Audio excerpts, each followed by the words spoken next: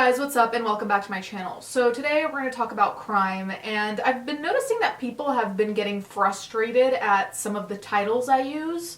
And the reason I use vague titles or I downplay things is because if I don't, well, even if I do sometimes, YouTube will not only demonetize me, but potentially hide my video, therefore throwing all the work out the window. So it's not because I feel like these are irrelevant things, otherwise why would I talk about them? On the surface, 28-year-old Field was a charming, caring, and religious man who gave sermons in his father's Baptist church. But the former church warden had a sinister project: to befriend vulnerable individuals and get them to change their wills. So right off the bat, we know that this guy is a scammer, and that in and of itself is bad enough, but it gets so much worse and so much creepier. Mark Glover, who led the investigation into his crimes, summed him up: Ben Field is all about Ben Field and nobody else. Field has been convicted of murder and fraud after a 10-week trial. He was described by police as cold, calculated, manipulative, controlling, evil man. The court was told he targeted two lonely neighbors who lived a few doors down from each other in the village of Maids Moreton. Peter Farquhar, 69, was a guest lecturer at the University of Buckingham, where Field studied English literature, and Moore Martin, 83, was a retired head teacher. Both victims were deeply religious, single, and had no children. For me, the fact that they're both single and have no children immediately puts them at risk for scammers like this, because there's nobody to kind of butt in and be a little bit suspicious about this, and that's something that scares me a lot about older people in general who don't have family around them, because I know that people tried to pull shit even just with my grandpa, and I always got worried for his friends who didn't have any family left, really, because they were so easily taken advantage of with internet things or things that, you know, older people might not be as familiar with. Not all old people, but a lot. My grandpa especially. Mr. Farquhar had a wide circle of friends and acquaintances and was well-traveled, but he was also lonely. A gay man, he struggled with his sexuality, regarding it as incompatible with his Anglican faith. Miss Moore Martin was Catholic and also went to church regularly. She, like her neighbor, had friends aplenty but was fiercely private. She was very close to her niece, so much so they regarded each other as mother and daughter. Field seduced both his victims and they were besotted with him. Mr. Farquhar thought he had found someone to love and grow old with, while Miss Moore Martin's sister-in-law said she seemed hypnotized by him like a love-struck teenager. You know, that's the thing I always wonder when I see crimes like this, where I'm not saying it's obvious to us as outsiders because we're reading it after it's happened, but I really wonder what it is that scammers have that they can get away with shit like this. And of course they must have some kind of charm, some kind of appeal, some kind of way of manipulating people to make them believe that they have their best interest at heart. And I mean, they're also aiming for people that are easier to take advantage of, like people who are single or lonely. The defendant proposed marriage to them both and even held a betrothal ceremony with Mr. Farquhar in March 2014. While Mr. Farquhar wrote in his journal, "It is one of the happiest moments of my life. Gone are the fears of dying alone," the court was told Field's motive was purely financial gain and that he was also seeing other people. As much as financial scamming is disgusting and not okay, it really bothers me that he went the extra step of making both of these individuals believe that he wanted to marry them, especially because they're both older and both single. I think it makes me even more annoyed because they don't have all that much time left, and the little time they have left, you're gonna just lie to them continuously and make them feel like they found someone when they really haven't. That's just really fucking sad. And the fact he was seeing other people is not surprising, but I don't know how he had time to do all this. I also wonder that, because you need to nurture a relationship. You can't just pop in and be like, "Sup, we're getting married. Anyway, gotta go." If he was to inherit Mr. Farquhar's house, his victim had to die. And if he was to get away with it, he needed death to look like an accident or suicide. Field drugged Mr. Farquhar, secretly spiking his food and drink by feeding him a cocktail of sedatives and hallucinogens bought off the internet. They were covertly administered in various ways on his toast, in his tea, and broken up in chocolate. A video found in Field's possession shows the academic looking exhausted and struggling to form a sentence. So I can't show the video because I'm going to get copyrighted within 5 seconds by the BBC, but I will leave a link down below if you want to watch the video. It's sad just because, like, you can tell that Farquhar is being drugged, and the fact that Fields would record that is also alarming. Before his death, Mr. Farquhar told friends he was suffering from night terrors, hallucinations, and bouts of sleepwalking. Some of his friends thought he had become confused or appeared drunk. He told friends he thought he was losing his mind and compared himself to Shakespeare's King Lear. Now here is where I'm going to start getting really fucking pissed off, because my grandpa suffered from dementia, and I'm not saying it's the same thing, but seeing someone lose their minds in a way is alarming, and I can't even imagine what it's like to be the person forgetting things or not being aware of the situation you're in. That's horrible. So I can't even imagine the fear that would be in his heart when he feels like he's not in control or like he has hallucinations. That's terrifying. That is disgusting. And honestly, that's just torturous. That's torture to me. Doing that to someone is torture. Field constructed a narrative to explain Mr. Farquhar's behavior. He told friends he was ill or that he was drinking more than usual. The prosecution said Field was treated as someone shouldering the burden of looking after him. I'm so mad on the inside right now. Can you imagine this guy just being treated like he was a saint for dealing with this ill man who's drinking and is generally unwell? And they're treating him like he's a saint when in reality it's all his fault. And I'm not blaming the friends, like it's not like they could assume that this guy was poisoning him, but still, I just feel like he would have gotten so much gratification from that, being like, oh, they think I'm a saint, while really I'm trying to murder him. In court, Field admitted drugging Mr. Farquhar, telling jurors he did it because his partner would often be awake in the middle of the night and active in the house, which would disrupt his own sleep.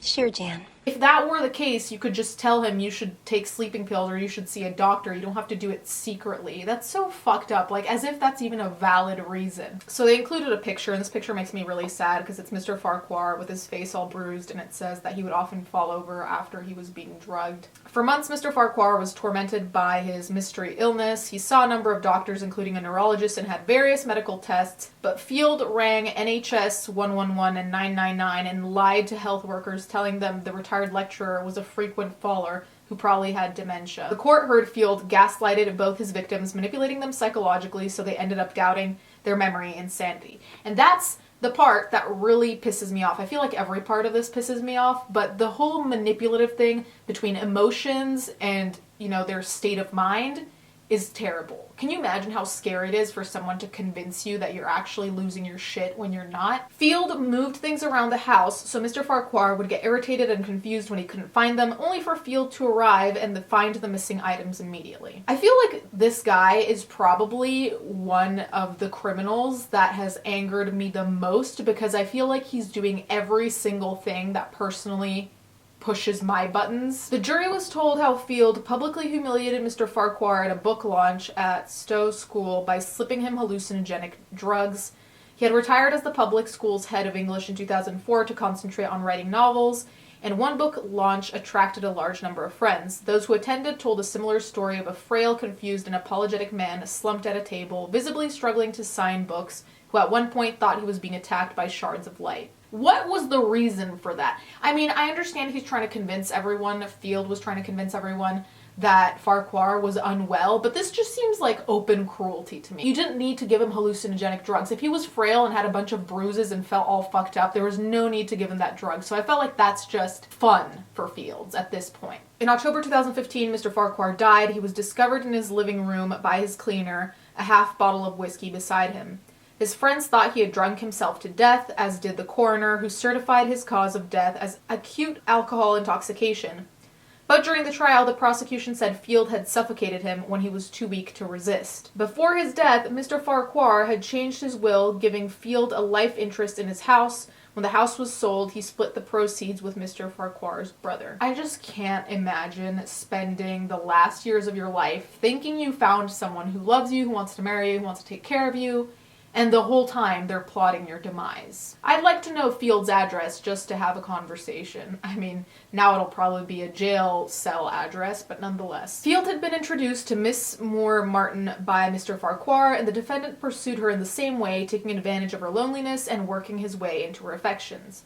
Despite the 57-year age gap, they developed a sexual relationship. Unbeknown to her, he took a photograph of her performing a sex act on him.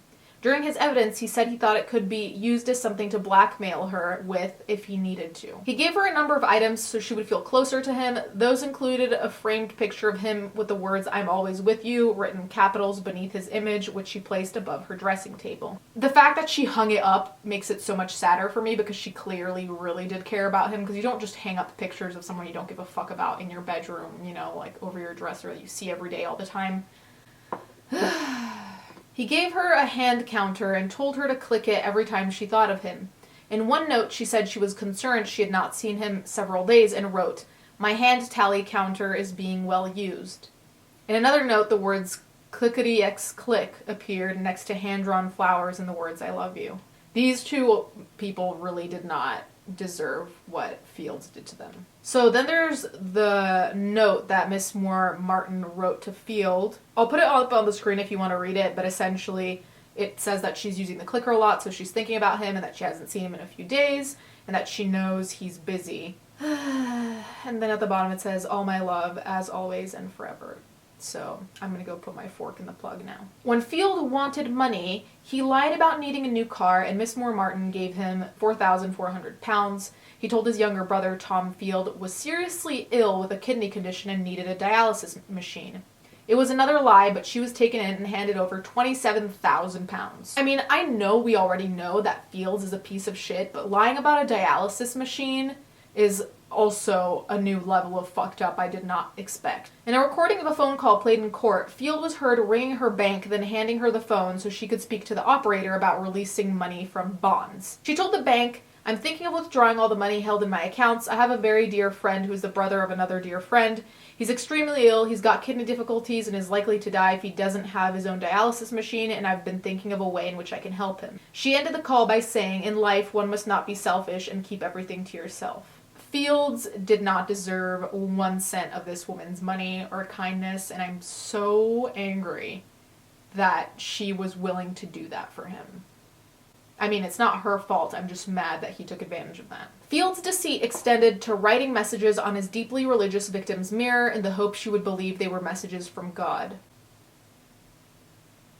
In his sketchbooks, he planned the messages, how the writing would look, what the messages would say, and what reasons there could be for them appearing. Some of the messages told her to leave her house to Field.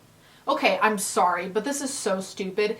Can you imagine God saying what's up from above, and the first thing he tells you isn't like, "I hope you're well," or "I've seen you come into church and shit." No.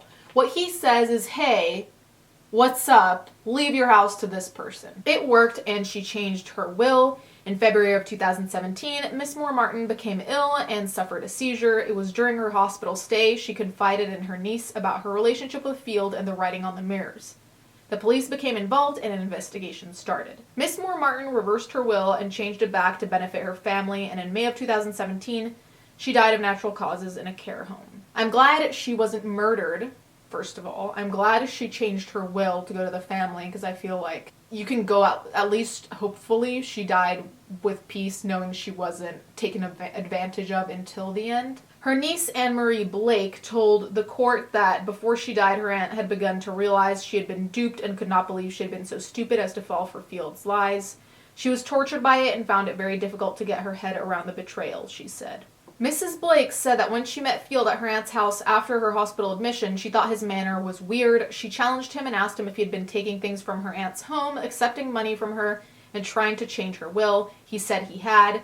She also asked whether he was in love with her aunt, to which he said yes. Yeah, right. In love with what? Her bank account? During her stay in the hospital, Field tried to visit her, but he was denied access. The court heard he complained to the police and told the call operator, "A friend of mine was admitted to hospital, and when I called the hospital and tried to visit, security have said that I can't see her, and for more information I need to contact the police.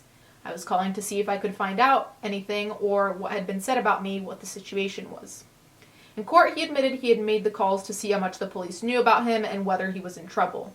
His barrister, David Jeremy QC asked him what had been the purpose of the call, and he replied, to find out if my fraud was Rumble or not. I mean, I don't think it's hard to understand that he obviously wasn't in love with her, but I don't even know why he'd bother lying about that when he's being so direct about, like, oh, the reason I was calling the hospital wasn't to find out how she's doing or to actually see her. It was to find out, like, how much you guys know. The police investigation established the link between Miss Moore Martin and Mr. Farquhar, and 19 months after the latter's death, a decision was taken to exhume his body. A second postmortem examination established he had consumed less alcohol than had been thought, and there were sedatives in his system. Dr. Brett Lockyer, a consultant forensic pathologist, said Mr. Farquhar died as a result of the combined effects of alcohol and flurazepam, which could have affected his breathing. He said he could not rule out that Mr. Farquhar might also have been smothered by a pillow. The pathologist said a toxicological analysis showed Mr. Farquhar had been repeatedly exposed to lorazepam in the 2 months before he died, as well as other sedatives. Field was arrested and his home was searched, where the police found diaries and notebooks containing a list of people's name with the title 100 Clients. It was described by Field in court as a list of people who may be useful to me either as targets of fraud or in other ways. This guy is a psychopath. That is so concerning. Already what he did so far, but the fact that he just had a bunch of names lying around of his next victims. Members of his own family were listed, and so was Miss Moore Martin. Books about poisoning people and planning a suicide were also discovered. Principal investigator Mr. Glover said Field got massive pleasure from other people's misery and pain, and it was all about financial gain, or gain in some shape or form to Ben Field. He was a nasty, cruel man. Although he denied planning to kill the two neighbors, he did admit to being in fraudulent relationships with them as part of a plot to get them to change their wills. Field also pleaded guilty to defrauding Miss Moore Martin out of money. He said it was for a car and a dialysis machine, but was acquitted of conspiring to kill her. He stood trial alongside his friend, magician Martin Smith, 32, from Cornwall, who was accused of murder, conspiracy to murder, fraud, and burglary. He was acquitted of all the charges. Wait, I'm confused at what Martin Smith has to do with this. Like, was he in on it? Because I don't understand how he's essentially related to this. I mean, I guess it could have been a two-person plan, but we haven't heard anything about Martin Smith so far. Field's younger brother, Tom Field, 24, was also acquitted of one count of fraud. Ben Field is now facing a life sentence, but his early confidence that he would get away with most of it, secretly recorded while he sat in a police van, was not entirely misplaced. In terms of the death of Peter Farquhar, there's a very good chance that Benjamin Field would have got away with that death had it not been for the suspicions that were raised once Anne Moore Martin was removed from Benjamin's control. In fact, at that stage he had already gotten away with it. It was only due to the new forensics that came from exhuming the body that we were able to build a case that indicated Benjamin Field had in fact killed Peter. I feel like this is genuinely one of the most bizarre stories I've read so far, mainly because there's this much detail, because as you guys know, a lot of articles leave a lot out, and sometimes rightfully so. But it's genuinely astounding what this man did and how he went out of his way to do it, from believing he would get away with it to what I think happened, where he killed Farquhar, being entirely honest. Like, if you're drugging someone, it's not a big leap to think that you would kill them with a pillow. To then going for Miss Moore Martin and taking a picture of her during a sex act, to the messages of God on the mirror saying, "Leave your house to me." Ugh, I just can't. This is terrible. I hate all of it. I do hope he gets a life sentence, because I genuinely feel like someone like this, I can't imagine him being reformed, and if you disagree, you can tell me in the comments down below. But to me, it seems like he has a very big problem, because he didn't even wait any time between Farquhar and Miss Moore Martin. He pretty much bounced from one to the other, and he seemed to have the plan to bounce to other people after, as he had a notebook filled with other clients. So he is a danger to society, considering that, in my book, he's a murderer. So I don't know how you can really be reformed when you're like that. I think a life sentence I'd be okay with. I wouldn't cry if he got a life sentence. Let me know what you think in the comments down below. Thank you guys so much for watching. Thank you to my patrons as always, and let's get right into the fan art.